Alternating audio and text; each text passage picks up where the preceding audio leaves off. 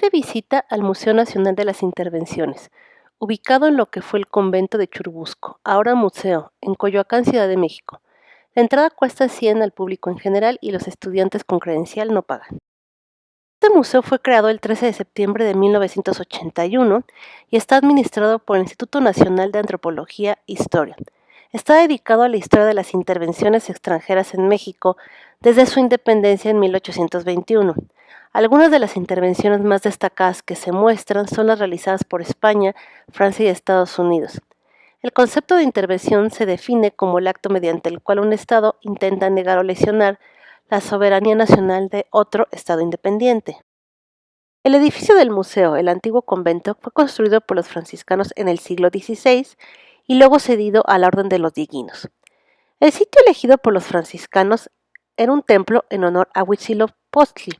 Adicionalmente, parte de un acueducto que llegaba a México Tenochtitlan fue construido por Huitzilopochtli a Huitzotl en 1499. Restos arqueológicos del templo fueron redescubiertos en el siglo pasado. El templo fue destruido por los franciscanos que construyeron un convento y un nuevo templo entre 1528 y 1548. Ambos edificios fueron construidos por los franciscanos, pero pasaron a la administración local y en 1587 terminaron en manos de los monjes dieguinos.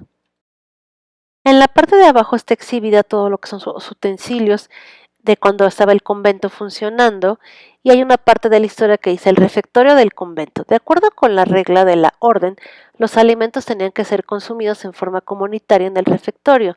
Todos los frailes se reunían a las horas que marcaban las constituciones y ocupaban su lugar en las mesas. En ciertas fechas, además de acompañar la comida con lecturas edificantes, un grupo de frailes o laicos pueden interpretar algunas piezas musicales.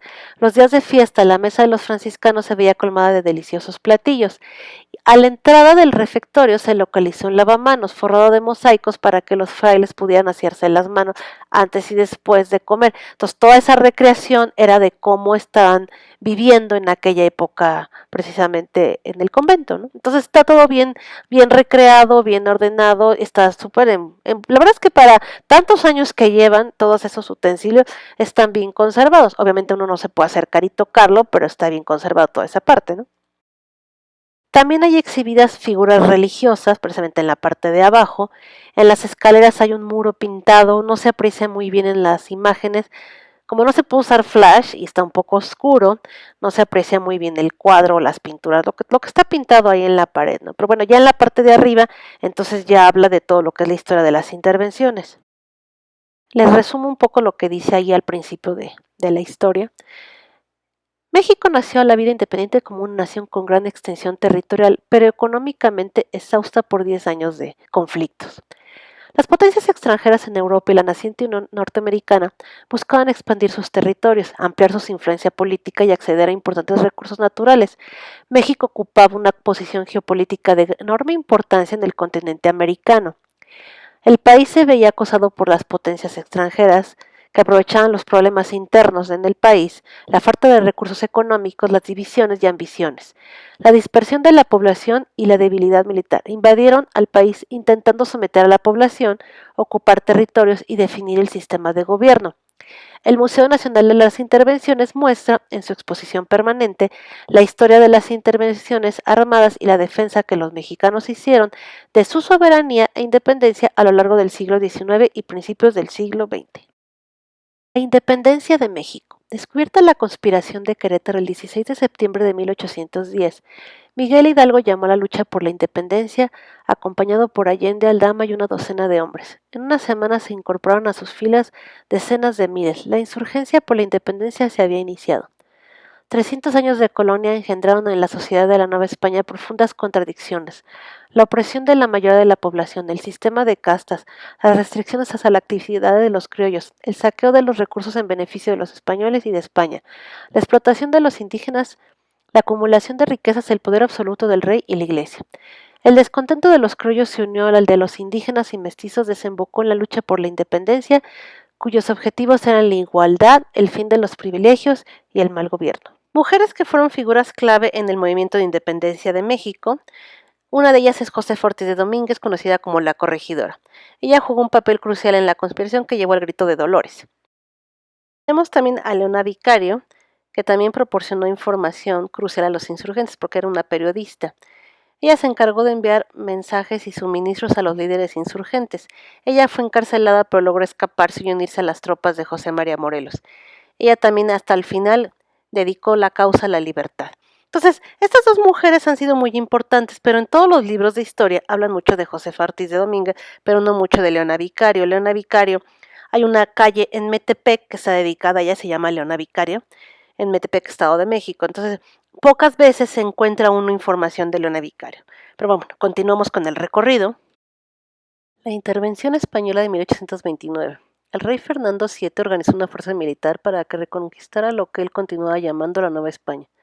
Comisionó el brigadier Isidro Barrandas, quien reclutó una fuerza de 4.000 efectivos y a principios de julio de 1829 zarpó del puerto de La Habana, Cuba, en 40 buques de transporte. El 26 de julio desembarcaron en Cabo Rojo, Veracruz, atacaron varios poblados entre Cabo Rojo y Tampico, Tamaulipas. El presidente Vicente Guerrero comisionó a los generales Antonio López de Santana y Manuel Mier y Terán para que combatieran las fuerzas invasoras y derrotaran a la expedición de Barrandas. Fin de la intervención. El presidente Anastasio Bustamante comisionó a los generales Antonio López de Santana y Mariano Arista para hacer frente a la invasión. En un intento de desembarco por parte de los franceses el 5 de diciembre, López de Santana cae herido y pierde la pierna izquierda, además de varios dedos de la mano derecha. El Congreso lo designa benemérito de la patria y héroe nacional. Ante la imposibilidad de imponerse por la fuerza militar a principios de 1839, mexicanos y franceses entran en negociaciones. El 9 de marzo firman dos tratados. El primero se refería a la devolución de los navíos de guerra mexicanos, el segundo a las indemnizaciones comerciales que debía pagar México. Entonces, toda esta parte ya está mostrando aquí cómo fueron librando las batallas México para poder liberarse ahora sí que tanto de los franceses, españoles. Entonces, toda esa historia la van relatando pues con cuadritos, ¿no? Ahora sí que en los museos, en las paredes, van poniendo poco a poco toda la historia para que uno vaya entendiendo cómo se fueron desarrollando los acontecimientos, ¿no? Me parece bastante interesante todo lo que muestran. Les voy a seguir mostrando las imágenes, a ver ustedes qué opinan, qué les parece. El conflicto de intervención de Estados Unidos contra México fue entre 1846 y 1848. Fue cuando la anexión de Texas en 1845, que México nunca reconoció, abrió el mayor conflicto entre los dos países. Para 1846 Estados Unidos ya era un país que había logrado un gobierno estable. México estaba bastante convulsionado con la hacienda pública quebrada, gobiernos cortos e inestables en los que se imponían ambiciones de caudillos.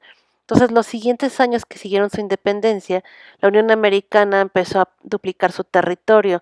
Fue cuando entonces precisamente México perdió parte de su territorio y se lo quedaron Estados Unidos. Entonces, fue cuando todo ese conflicto fue en esos años.